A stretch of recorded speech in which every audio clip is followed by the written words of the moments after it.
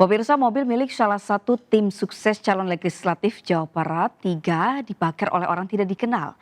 Belum diketahui secara pasti motif pelaku pembakaran tersebut. Dari hasil olah TKP, petugas menemukan satu buah korek api dan jerigen. Hingga saat ini, petugas kepolisian masih melakukan penyelidikan terkait kejadian tersebut.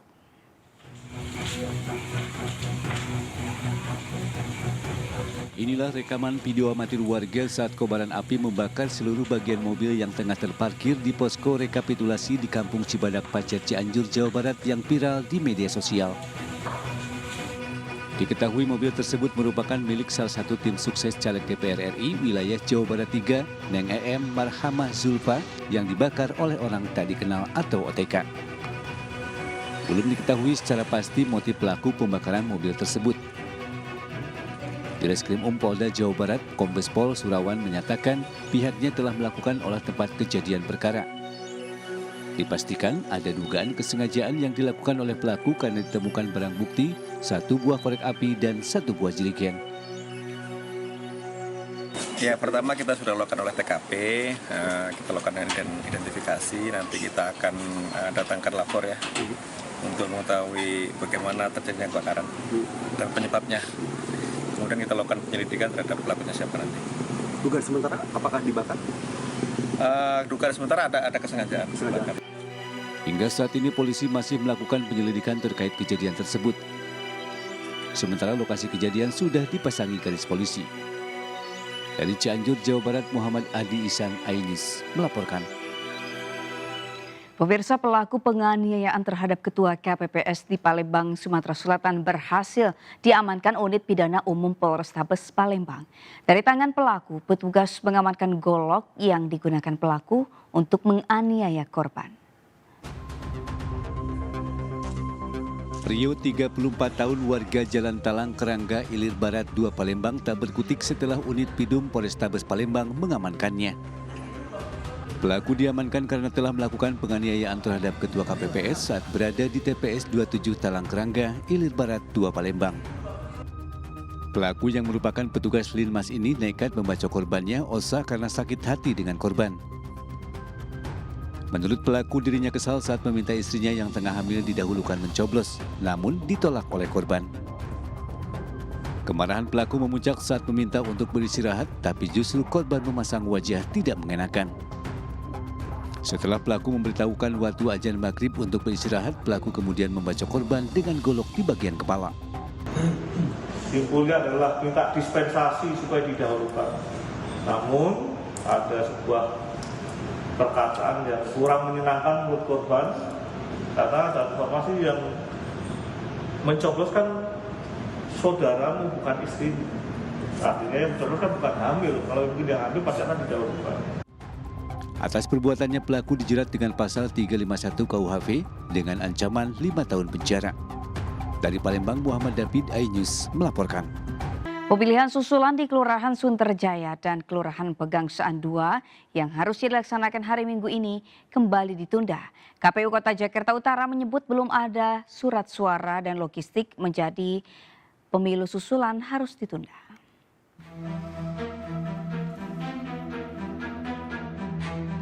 Pemilihan umum di Kelurahan Sunterjaya dan Kelurahan Pegangsaan 2 Jakarta Utara ditunda setelah logistik pemilu rusak akibat terendam banjir. Rencananya 11 TPS di Kelurahan Sunter dan 5 TPS di Kelurahan Pegangsaan 2 harus melakukan pemilu susulan pada hari Minggu. Namun terpaksa kembali ditunda karena logistik pemilu belum tersedia di KPU Kota Jakarta Utara. KPU Kota Jakarta Utara meminta kepada warga untuk melakukan pemilu susulan pada tanggal 24 Februari 2024 dan dilakukan serentak di 2 kelurahan tersebut. Pertama, kami mohon maaf kepada seluruh masyarakat di 2 kelurahan yang terdampak hujan lebat di tanggal 14 kemarin. Karena hujan lebat kemudian banjir, itulah kemudian ada 2 kelurahan yang TPS-nya harus dilakukan pemilihan lanjutan. Pemilihan lanjutan istilahnya ya, kalau kita mengacu kepada aturan yang ada. Penundaan pemilu susulan hingga tanggal 24 Februari membuat kecewa warga. Pasalnya warga sudah melakukan persiapan untuk melaksanakan pencoblosan. Yang yang kasihan kan anak-anak kita itu ya, tetangga-tetangga kita yang pada jauh-jauh hari datang kemari, ada yang memperpanjang cuti segala. Tapi ya bagaimana lagi ya, namanya itu kan air ya, hujan kencang banget memang. Ya dikatakan kecewa ya kecewa gitu ya. Dengan penundaan tersebut dikhawatirkan banyak warga yang sudah tidak antusias lagi mengikuti pemilu. Dari Jakarta, Sofyan Firdaus, iNews melaporkan.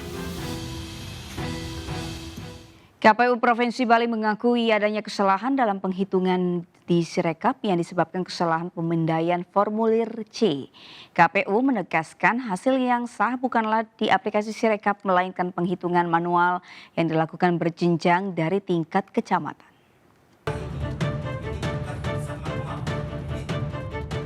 Viral dugaan penggelembungan suara salah satu paslon Pilpres ditanggapi KPU Provinsi Bali. Komisioner KPU Bali IGD John Darbawan menjelaskan tidak ada indikasi penggelembungan suara, melainkan kesalahan akibat pemindaian dari formulir C ke aplikasi Sirekap. Seharusnya angka di formulir C ditulis dengan huruf berkarakter digital, tetapi justru ditulis dengan karakter biasa sehingga sistem tidak bisa membaca secara benar saat formulir C dipindai.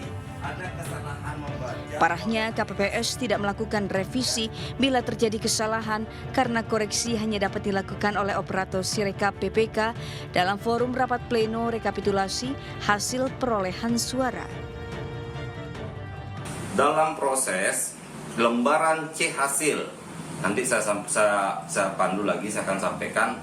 Dalam proses C hasil ada panduan menulis angka yang bentuknya digital, tetapi ada beberapa KPPS yang menulisnya sesuai dengan model tulisan mereka. John Darmawan menambahkan aplikasi Sirekap hanya bersifat membantu masyarakat dalam penghitungan dan bukan merupakan hasil yang sah. Penghitungan yang dinyatakan sah adalah penghitungan manual saat rekapitulasi yang dilakukan bertingkat, mulai dari tingkat kecamatan dan dihadiri saksi-saksi dari setiap paslon maupun partai politik. Dari Denpasar, Bali, Indira Ari, iNews melaporkan. Calon Wakil Presiden nomor urut 3 Mahfud MD menyinggung rencana gugatan pemilu terkait dugaan adanya kecurangan. Mahfud MD menegaskan Mahkamah Konstitusi pernah memutus pembatalan hasil pemilu. Sementara Anies Baswedan meminta semua pihak terus mengumpulkan bukti-bukti dugaan kecurangan Pilpres 2024.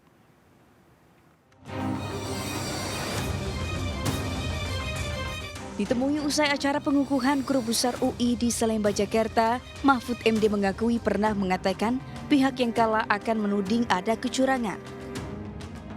Namun bukan berarti penggugat selalu kalah, karena menurut Mahfud MD kecurangan pernah terbukti terjadi saat dirinya menjabat sebagai Ketua MK. Atas temuan tersebut, Mahkamah Konstitusi membatalkan hasil pemilu. Salah satu contohnya Pilkada Ulang Jawa Timur tahun 2008 karena adanya pelanggaran terstruktur, sistematis dan masif. Dan buktinya banyak, pemilu itu dibatalkan, didiskualifikasi, ya. Saya nangani ratusan kasus tentang ini, banyak, ada yang diulang beberapa ini, ada yang dihitung ulang dan sebagainya. Menanggapi dugaan kecurangan pemilu, calon presiden nomor urut 1 Anies Baswedan di tempat yang sama meminta semua pihak dan bukan hanya tim kampanye untuk mengumpulkan bukti kecurangan pemilu.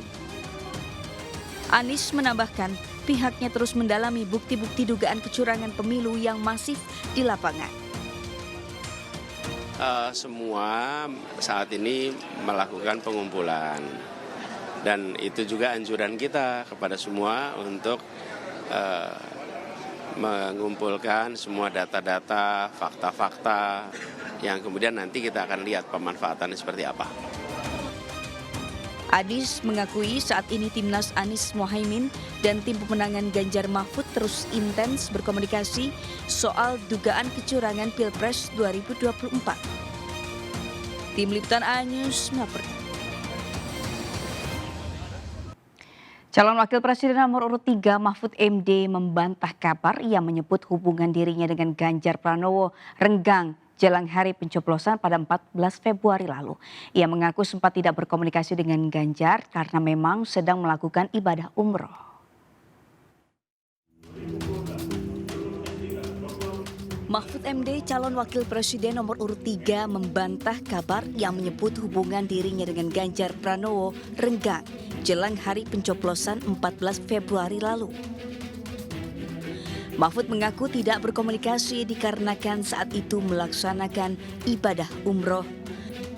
Mahfud membantah kabar yang beredar di media sosial bahwa dirinya sedang dijauhkan dari Ganjar serta PDI Perjuangan.